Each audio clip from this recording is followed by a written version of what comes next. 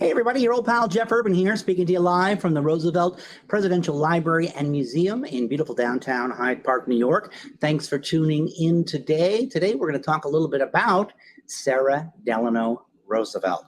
Now, the reason I picked this topic was because Mother's Day is just around the corner. And, one of the most famous mothers, presidential mothers in the country, of course, was Sara Delano Roosevelt. And a lot of people don't know much about Sara.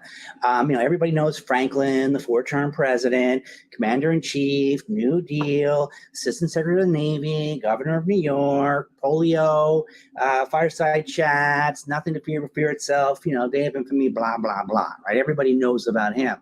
And a lot of people know about Eleanor, the whole First Lady of the world, Marian Anderson, the My Day column, the United Nations, Universal Declaration of Human Rights, and all the rest of that stuff there as well. And a lot of folks think they know something about Sara Delano Roosevelt, but I would be willing to bet that most of what you know about Sara Delano Roosevelt came from this movie. Remember this, Sunrise at Campobello, right? Where Sara Delano Roosevelt got to play the heavy, right? Kind of the mean one. She kind of came in, kind of played like, the villain of the whole thing, while, Eleanor and Franklin and Louis Howe worked so desperately to get FDR literally back on his feet. But today we're going to take a look at some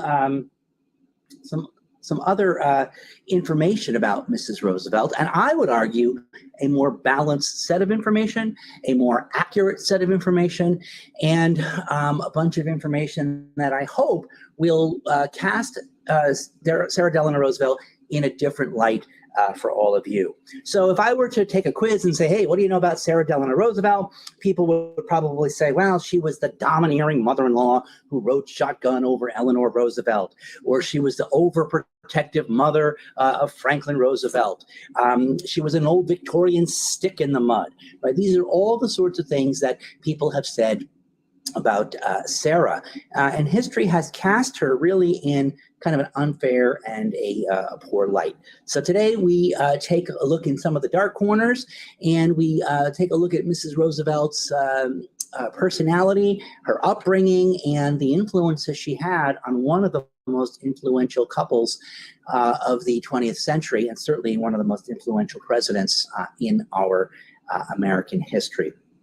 Now, Sara Delano Roosevelt can trace her lineage all the way back to the Mayflower. So if you cut her, she bled blue, right? She had that blue blood going back many, many generations, all the way back to a gentleman by the name of Philippe Delannoy. And he was a Dutchman of French Protestant ancestry, Huguenot. And basically, he and his ancestors were trying to escape Catholic persecution over there in Europe. So they made their way to France and then to England and finally to the New World. And if you're interested in finding out more about that, you can go to our YouTube channel. We have a whole little session on that, so you can take a look at that there. Over the generations, the names began to change from Delannoy to Delano to finally Delano. And that's the way we know her, of course, today. Now, the men in the Delano bloodline were known as men of sturdy and strong character, tenacity, courage, and just very, very successful and very successful entrepreneurs. Right? They never let anything get them down. They got knocked down, they got back up, they got back in there. And the women of the Delano lineage were their equal match. They were strong, they were determined, they were smart, and they often lived well into their 70s, 80s, and even with gusts into the 90s by some of the Delano women. And of course, that was not a small, determined, woman. Yes, it comes from her lineage, from the Delano clan. Now, the Delanos were involved in many businesses and civic organizations and activities, and they came and they settled in Fairhaven, Massachusetts, and there they maintained a family homestead for more than 100 years. And they became a sort of seafaring group of folks, right? It was not uncommon to find the Delanos out there at sea. And the stories of their sea travels were told from generation to generation, and the lore was built. And much of this trickled down to Franklin Roosevelt, who also inherited a love of the sea from his great Delano ancestors. Now, Sarah's father, Warren Delano Jr., was born in Fairhaven, Massachusetts in 1809, and he grew up watching the ships come and go from the New Bedford and the Delano wharfs. And he was schooled at the Fairhaven Academy, and when it came of age, he moved to Boston and then to New York, where he became an apprentice in a merchant bank. So he didn't go directly off to sea, but he went into to banking, but the sea was in his blood. He made his first trip to the Hudson Valley here, traveling with his father to Albany at the opening of the Erie Canal. So he came with his dad to go, hey, we're going to go see the opening of the Erie Canal. And he was absolutely mesmerized by the beauty of the Hudson Valley. And, you know, as you look around, especially on a day like today, you can understand why. And he set a goal for himself of one day settling there. Now, he first put out to sea, as the Delanos so often did, in 1833, and he traded along both coasts of South America, and then began to trade with China. And he was doing quite well for himself along the way, and in fact, he made a small fortune as he was doing this. He remained in China for approximately 9 years, and he made his money there in the tea and opium trade. Now, this is one of those things people get shocked at. Opium? You mean opium? Yes, that opium. It was legal at the time, and the Delanos traded back and forth in that. And sometimes when people come here, you know, when they hear that, they get kind of like, right? But much of this opium that the Delanos were trading in was used during the American Civil War to help the wounded soldiers in the war. So it was being put to good use. He returned here to New York in 1843, and he married a woman by the name of Catherine Robbins Lyman. And this woman also could trace her ancestors and lineage back to the Mayflower. And shortly thereafter, they left for China for 3 more years before returning back here to start a family. So before these Delanos settled here in the Hudson Valley, yeah, they were way in the world. They were building their fortune out there, and they were quite wealthy by the time they returned. And they settled among the rich and the well-to-do in New York City. As the family grew, Sarah's father sought to fulfill his lifelong goal of coming up the Hudson River and living somewhere in the Hudson Valley. And so he bought an old fruit farm on the west bank of the Hudson River, and he built a large home there that he called Algonac. And Algonac is an Algonquin term, which means hill and river. And so this was a beautiful place on the west side of the river. That was the hill that came down to the river. And the place had about 60 acres of property right along the river, and this gave them very easy access to New York City. So he was able to just hop the ferry over across the river, get on the train line, be into New York, and have everything that New York has to offer at his fingertips. But at the same time, he was living up here, sort of one of the early commuters, I guess. On September 21st, in 1854, Sara Delano Roosevelt was born, the 7th of what would become 11 children.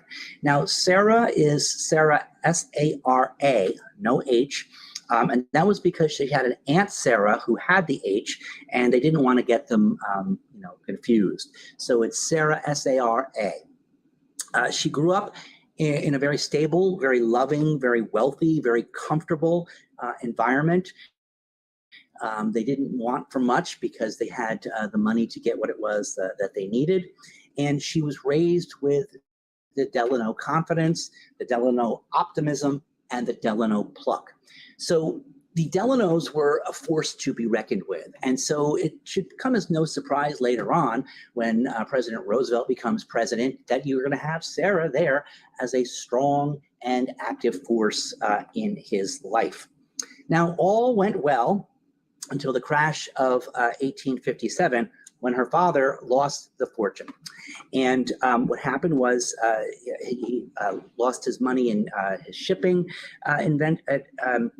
ventures, his coal mining, and his copper mines all began to go under one by one by one. So he made his initial money in the trade, but then began to buy up these other industries along the way.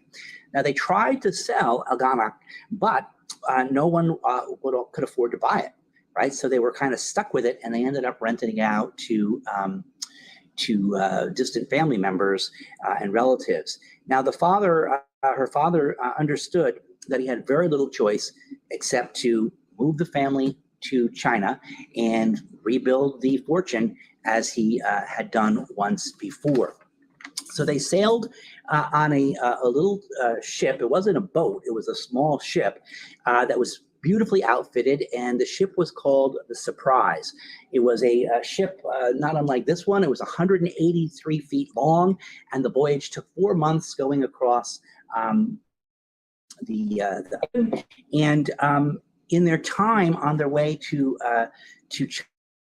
China across the ocean, Sarah kept a little journal, and she wrote about her adventures. She wrote about learning the songs of the sailors. She learned about the games that people played when they were out on the ocean for long lengths of time. And it was a very fancy ship, very well appointed. They weren't exactly roughing it, but nonetheless, you're out there on the ocean, excuse me, for almost 4 months. When they got to China, they lived in a very secluded community, and her father was working to rebuild that fortune. And again, this time, because of the Civil War, as I said before, the opium trade was booming even more, and they made an even bigger fortune this time out.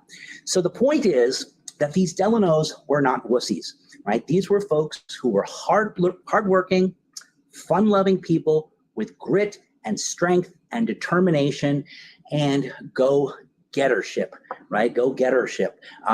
They weren't afraid to be knocked down and get back up again and move along, trying to regain where it was that they were at first.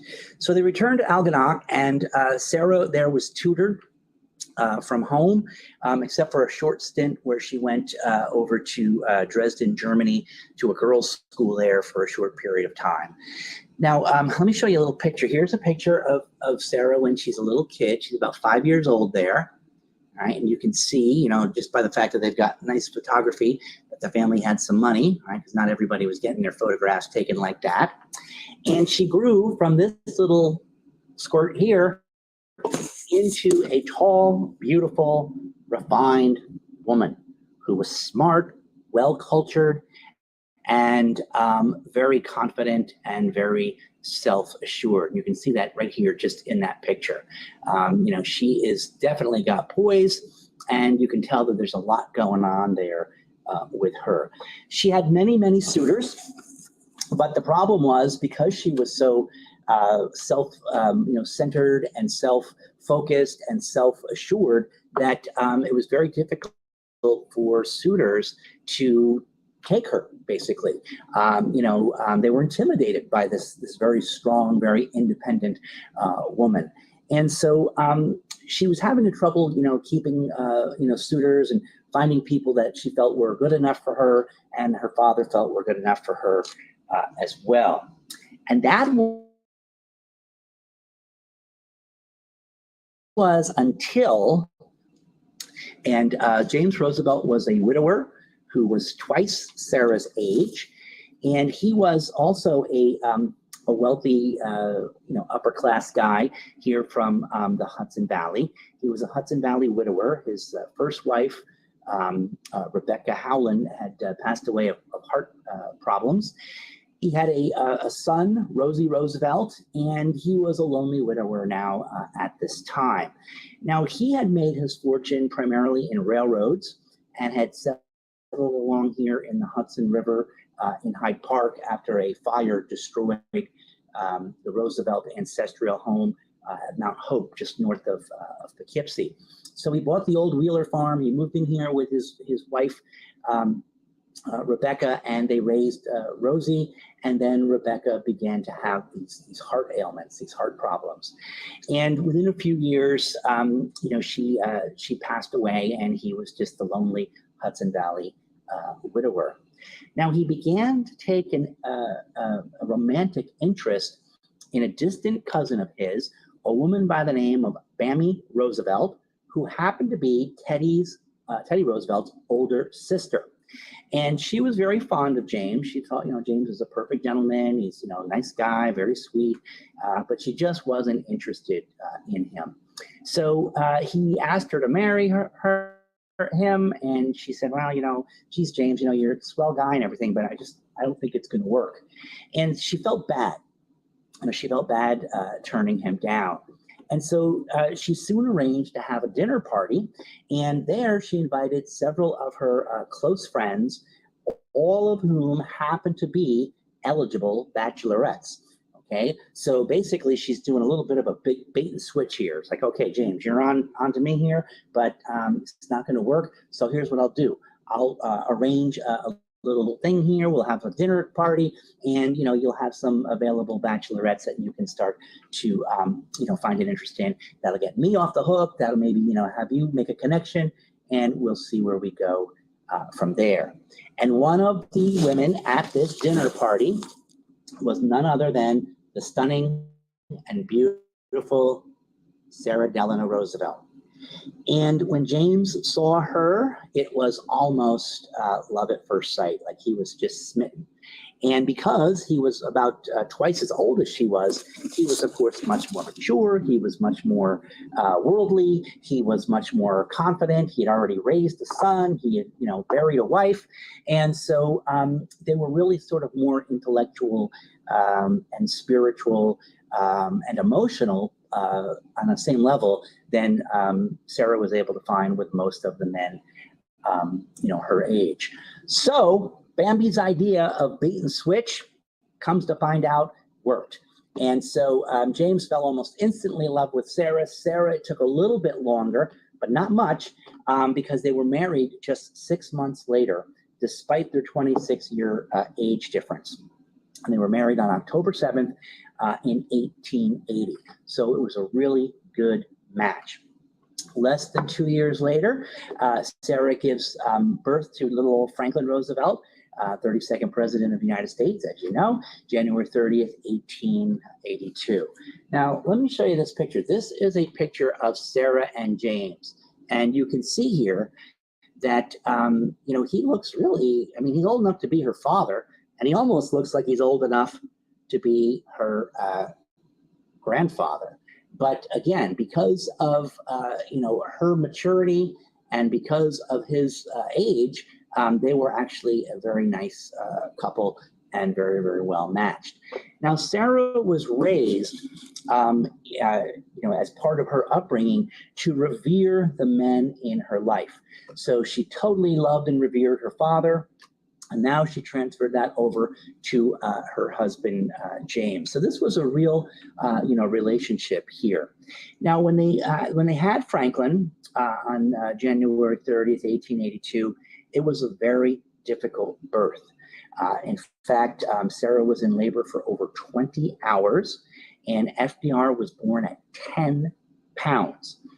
Both she and the new baby nearly died when the doctor, who was sent for from Poughkeepsie and came up, administered chloroform to help in the birth, but in fact, it almost killed both of them. In fact, when FDR was born, he was not breathing, and the doctor had to administer artificial respiration. Now, because he survived, Franklin. And because it was such a close call, and because he was 10 pounds, and because she had been in labor for 20 hours, the doctor could, basically said, listen, if I were you, I would be one and done. I don't suggest you have any more children. And Sarah said, you know what? I'm with you on this. And so that's how we only get Franklin as the only child.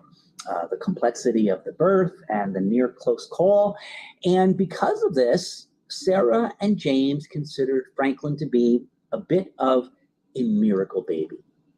Right, here's this guy who's having all kinds of trouble being born. He's born, he's not breathing, he's breathing, and now here he is.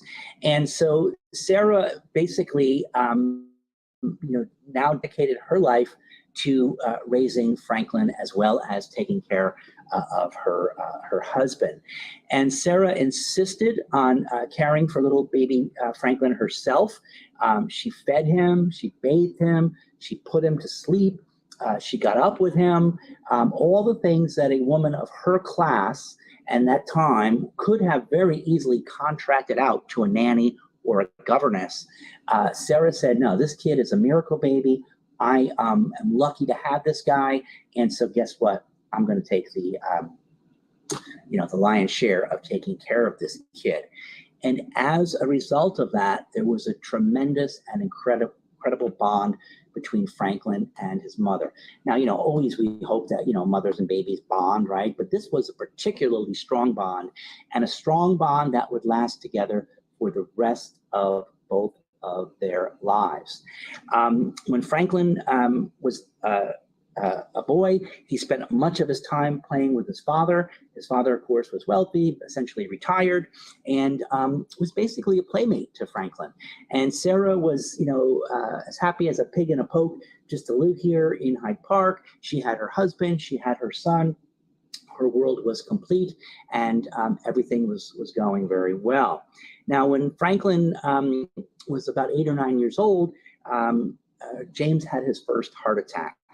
And it was a debilitating heart attack that left him unable to do a lot of that stuff that he had been doing with Franklin. Prior to that, he would go hunting and fishing and sailing and all those sorts of things.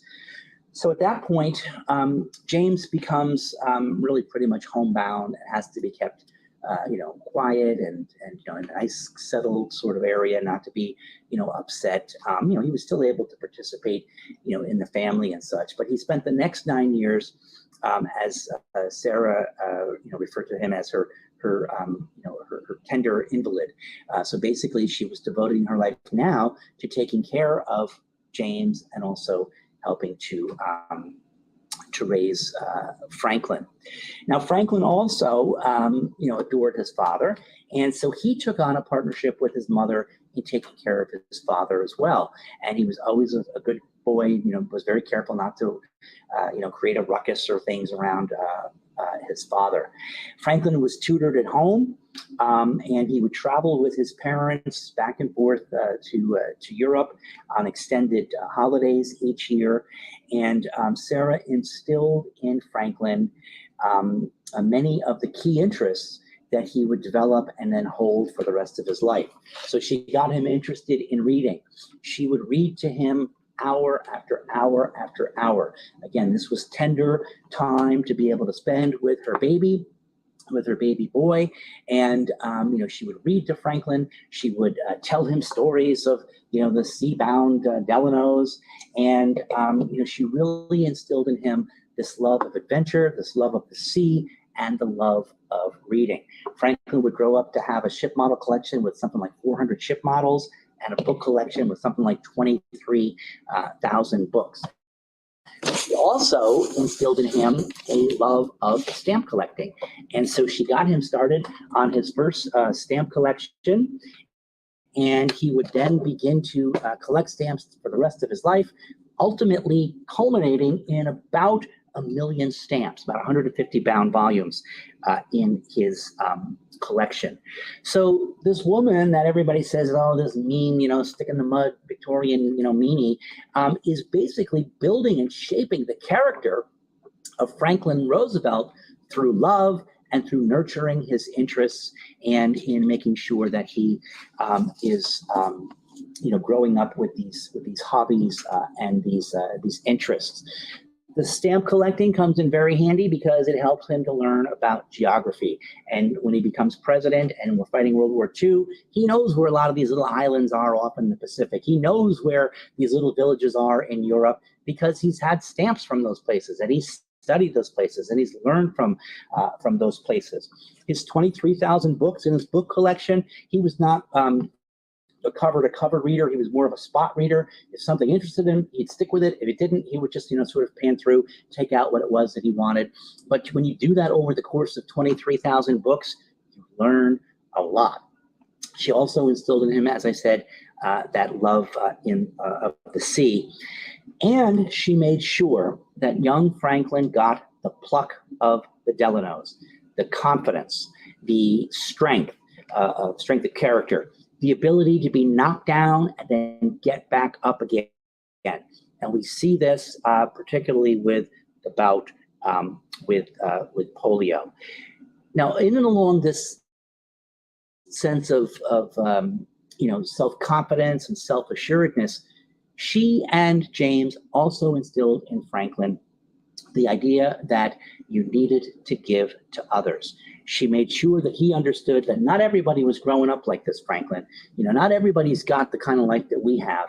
There are people out there who are hurting. There are people out there that need help. There are people out there that need to be taken care of. And so, this whole idea that class, that to much is given, much is expected, was something that was really instilled in Franklin as he grew up.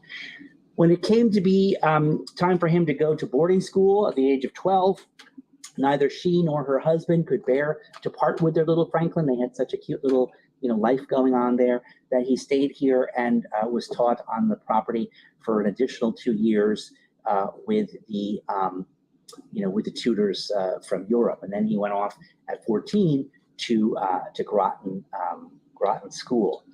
Now, having developed the Delano love of the sea and the Delano Drive, Franklin dreamed of going to Annapolis. He wanted to be a sailor. He wanted to be a seaman. And Sarah couldn't stomach this, right? No way, you're going to be off in the sea for months and months or years. There's no way I can live without you. And she said, no, you cannot do that. You're not going to the Naval Academy at Annapolis. You'll go to Harvard like your father did. And off he went to Harvard. In fact, she took an apartment in Boston so she could be near him while he did his studies. And then in 1900, James finally dies of heart failure, and Sarah becomes even closer with Franklin. Okay, so was she part of the relationship, Eleanor and her and Franklin? Was she part of that world? Absolutely. Why? He was her miracle baby, and she loved him, and she, crafted and molded and shaped his character into who it was that he was able to become, the guy that gets us through the Great Depression and also through the Second World War.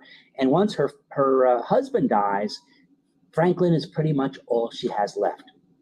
So is it a big surprise that she focuses on him and remains a big part of his life? It shouldn't be. It shouldn't be. So she was a bit of a clingy mother. Today we call her a helicopter mother, probably, right? And when Franklin re-met Eleanor and fell in love with her when she returned from Allenwood School, Franklin fell in love with her and said, oh, I'm going to marry Eleanor Roosevelt. Now, Sarah was not too keen about this idea. Why? Well, two things. Number one, no one would be good enough for her boy. Didn't matter who it would be. Sarah would have found something wrong with him because he was just the miracle baby and he needed a miracle woman. And the second thing was that any woman that came into Franklin's life would be a distraction for Franklin from his mother. So she saw that anybody that Franklin would be dating would end up being competition. Now, Sarah had first met Eleanor when she was 2 years old at a family reunion right here at the Roosevelt estate. Eleanor's parents had brought her down, and Franklin and she played together. Eleanor was 2, Franklin was 4, and Sarah had sort of kept up with Eleanor a little bit over the course of their lives. But now here she is as a romantic interest, and therefore is a threat. So when Franklin decides he's going to get married to Eleanor, Sarah says, "Oh, that's interesting. That's okay. But hey, tell you what, let's keep it quiet for like a year." Okay, you guys are young. She's 19, you're 20. Let's just keep it. You're young. Let's keep it quiet for a year, and we'll see how things develop. Then she takes him on a 6-week trip to the Caribbean, hoping he'll forget all about Eleanor. But absence makes the heart grow fonder, and so he came back just as in love with her as he had been prior to that. Again, it wasn't that she didn't like Eleanor. It was she just wanted no competition for Franklin. Here is a kind of a faded picture of the two of them. And I love this picture because although it is black and white, you've got Eleanor in the white and you've got Sarah in the black, right? I mean, if you've ever seen any Western, you know that the good guy wears white and the bad guy wears black. So this picture kind of, tells a lot of story and tells the story that a lot of people feel about Sarah and Eleanor. But in fact, it wasn't quite like that. I love this picture as well. To me, this picture says a lot. It's as if Sarah is reading Eleanor the Roosevelt family handbook. All right, so you want to marry my son, right? You want to be part of this family, even though you're already, fifth cousin once removed, so you're already Roosevelt. But you want to be part of Franklin. Here's how it's going to be. And it's almost like she's reading her the Roosevelt family rule book. And I love this picture because this picture says a lot just in the body language. Look at Sarah. She's standing straight. Her eyes are fixed on Eleanor. Her chin is set. She's got the book, holding it in her hand, clinging to the Roosevelt ideals, the Roosevelt principles, the Roosevelt values. And then if you look at Eleanor, here's Eleanor, her neck is bent. She's looking down. She's not looking Sarah in the eyes. And she's clasping her hands as if to hold herself together, as if to say, oh boy, I hope I can do this. I hope I'm going to be able to make it through this. And I love this picture because this really says a lot about I think the relationship going into it. Now, partly they got off on the wrong foot because Sarah saw Eleanor as competition, and Eleanor was kind of looking to Sarah to be sort of a mother figure. Sarah's mother had died when she was little. Eleanor's mother had died when she was little. Eleanor's mother was not a particularly good mother or a warm mother. So Eleanor kind of grew up motherless, and she was kind of seeing Sarah as sort of a potential mother figure. Sarah kind of had the attitude of, nope, sorry, I already raised the perfect kid, the miracle baby. So I got a perfect little boy, a perfect son. I don't need a daughter. So, I'm not going to buy into that quite the same way that you're seeing this. So in some ways, they came at this whole thing with different expectations. Eleanor thinking, hey, I'm getting a husband and a potential mother. And Sarah saying, hey, I'm losing a son and I gained a potential rival. And so that's where a lot of that comes in. So the kids get married. They go off to Europe. They come back, and Sarah gets them a wedding/Christmas gift, which was a townhouse in New York City. It's still there. It's on 65th Street. It's part of Hunter College. And in Sarah's mind, this is a great idea, right? Oh, I'll get the kids a house. This will be nice. And she has one little catch to this thing. It's basically a 2 apartment building. It's about 6 stories tall, and each of the floors is one apartment here, one apartment here. The apartment to the right is for kids, Franklin and Eleanor. The apartment to the left is for Sarah. And there's connecting doors on the various floors so that Sarah can pop in whenever she wants. Now, this was sort of a compromise for Sarah. It's like, look, I'm not living with you. I'm living next door. Right? I'm not living with you. I'm living next door. But it was still way too close for comfort. And this, in a way, was a big shock to Eleanor because Eleanor had never had her own home, right? She had grown up, after her parents died, she was kind of passed around here and there. She'd never had a home of her own. And she was looking forward to buying one with Franklin and then, having their lives together. And Sarah kind of took that opportunity away from her by giving her this home. Here's the house you're going to live in. And guess what? It comes with an added benefit, me right next door. And so that's kind of the way this looked to Eleanor. So you've got these kind of misconceptions coming in here, right? The mother-in-law versus kind of the mother figure. You've got Sarah kind of buying the house for the kids, those sorts of things. And then Franklin and Eleanor begin to have children. And Eleanor, by her own admission, is a bit afraid of her children. She doesn't know how to be a mother. And so she didn't have a good role model, right? Her own mother was not a good role model. And so she's a little bit at a loss for, how to raise the 5 children that they have. They have 6, but one dies as an infant. And so before she's really able to get her land legs on mothering, Sarah says, well, I raised the perfect kid. I'll help you.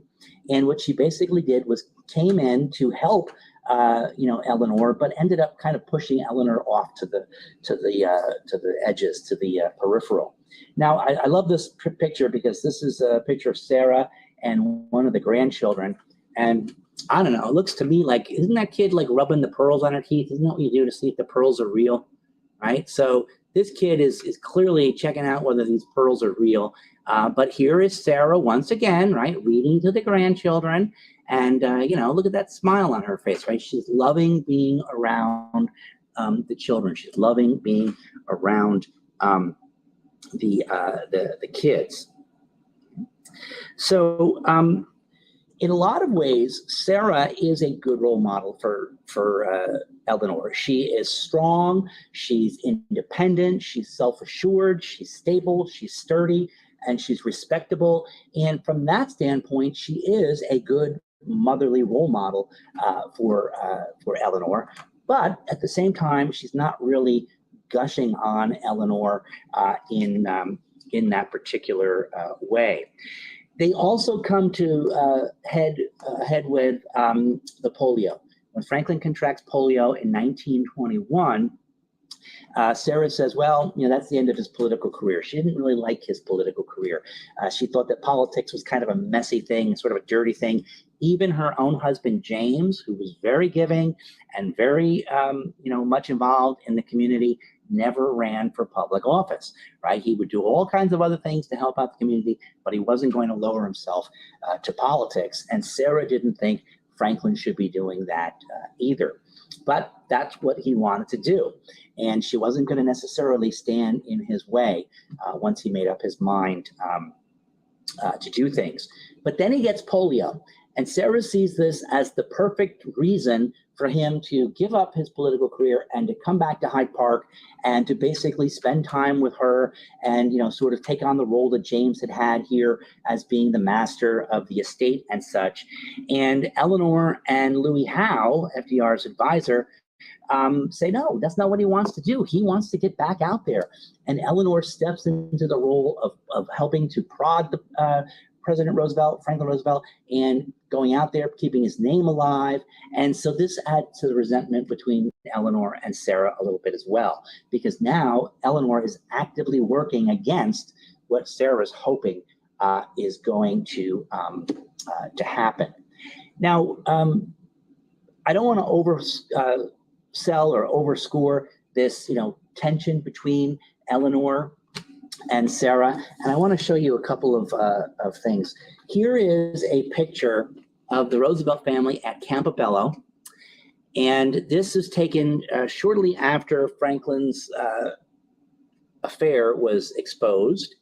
And one of the things I like about this is, look at this. Sarah is sitting right in the middle, okay? So that says a lot right there. But she isn't this time sitting in the middle as a barrier. She's sitting in the middle as a bridge, right? She's holding these two together. She's helping to hold them together.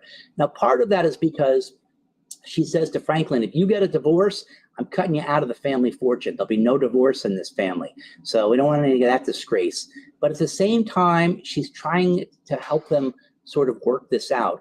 And one of the things I love about this is look where her hand is. She's holding hands, she's got her hand on Eleanor's lap. So, and again, the body language, right? Sarah's head is up, her hat's on, she's looking out into the future. Eleanor kind of looking down, sort of like, oh, I don't know what's going on. But Sarah is patting her on the leg, holding her hand and saying, hey, you know something? It's going to be okay. It's going to be all right. And then if you jump from this picture, there the kids are in their teens, and you've got this picture here when they're all fully grown, years and years later, and this is outside of the president's home. Where is Sarah's hand again? It's on Eleanor's knee. So even years later, she's still supporting Eleanor. She's still, giving the support that Eleanor as best that she's able to do. Now, you might say, well, what was Franklin doing in all this, right? You've got this tension between the two major women in his life. How's he handling this? And basically what he's doing is he's staying out of it. Right? He's staying out of it. He knows not to step into the middle of this, right? He needs both of them. And so if, Sarah becomes a bit of a problem, he says in classic, Roosevelt's, middle of the roadness, well, Eleanor, she's my mother, right? And then if Sarah is, complaining about Eleanor, in classic Roosevelt middle of the roadness, Franklin says, well, Mom, she's my wife, right? And so he basically, holds this out like there's really nothing I can do in this. And he lets them sort of begin to work it out and to build it out. In many ways, Sarah and Eleanor were a lot alike, right? Sarah, was raised to be a strong woman. Eleanor Roosevelt became a strong woman. Eleanor was a woman of the progressive era, and looking at these new and progressive ideas, embracing them, finding ways to make them work. And Sarah had done that, of course, with the Victorian era, and held on to those values and those beliefs there as well. So in some ways, they were a lot alike, but they were just from two different eras. And eventually they came to a peace. And it was one of those things of, look, I'm not going to change, you're not going to change my mind. Let's do some peaceful coexistence. And I think that those shots I just showed you there with the hand holding, really says a lot about that. In many ways, Sarah supported Eleanor through the early years of their marriage. And Sarah was a person who devoted her entire life to the men in her lives, whether it was her father, her husband, or now her son. And we owe her really a great debt of gratitude that she instilled in Franklin the various values that she did: the confidence, the courage, the strength, the interest in learning things, the ability to throw himself into things with the knowledge that things were going to be okay. And if you get knocked down, get back up there and get right out there and make it happen. She was there when he nearly died at birth. She was there nearly every day as he was growing up, even so much as keeping him here rather than going to Groton School. She was there when he got, when he got polio. She came to be with him there as well. She was there 3 out of the 4 elections as he became president. And she was even there when they entertained the King and Queen of England. Sarah had a big hand in that as well. And when it came time for Sarah to pass from this world at the age of 87, Franklin was there with her on September 7th, 1941, when she passed away. Now, in a kind of eerie but somehow fitting moment, shortly after Sarah passed away, a huge oak here on the property split and fell over. So it was almost like nature's way of saying, the old strong, oak has broken and has gone on. And weeks later, Franklin was going through some things, and he found a box of baby mementos that his mother had kept for him, locks of his hair, things like that. And he asked to be left alone, and he broke down in tears. That's how close he was with his mom. And many members of the staff said it was the first and only time they ever heard Franklin cry. So hopefully that will give you something to think about in terms of mother-in-laws, in terms of others, and in terms of understanding complex relationships with complex people. Sarah was not the wicked witch of Hyde Park that many people make her out to be. She was strong, she was determined, she knew what she wanted, and she knew that she wasn't going to settle for less than what was coming to her. And because of that, she's kind of painted as kind of a pain in the neck. And people say that she controlled Franklin. I don't think she controlled him. I think she shaped him. I think she formed him. She shaped and formed him into exactly the guy we needed for the Great Depression and the Second World War.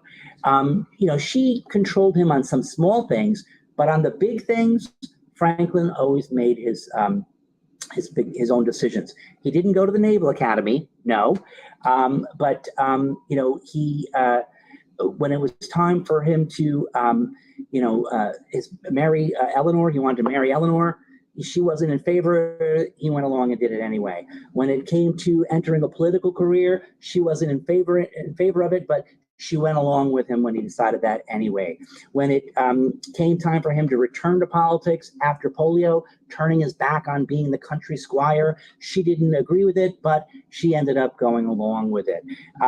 When it gave the time to give the order over for the land here to be built and created into a presidential library, she didn't agree with it, but she ended up going on along with it. When he bought Warm Springs, she didn't agree with that, but she went along with it after all. So it really wasn't so much a matter of her controlling him as it was guiding and shaping him. And they sort of played each other all the way through their lives. They were sort of working as a partnership, but who was the senior partner? Who was the junior partner? Some people might say that Sarah was the senior partner and Franklin the junior partner. Some people might say it the other way around.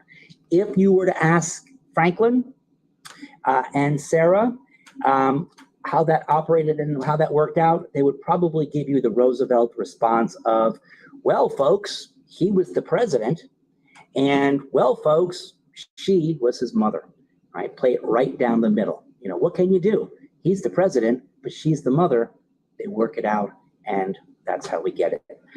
So hopefully you'll take a little bit closer look at Sarah in the future, and we will now open it up into questions and answers.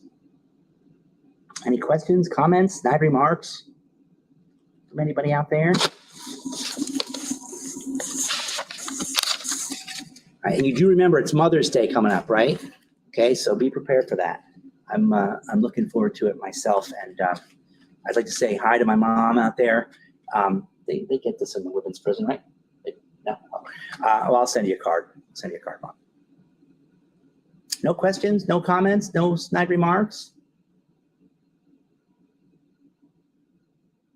Okay, well then, form your opinion of Sara Delano Roosevelt, but please consider what I've said here today so that you can form a more informed and a more balanced appreciation and understanding of a very complex woman who raised a very incredible guy in a very complex time in world history. And with that, we'll see you again next time.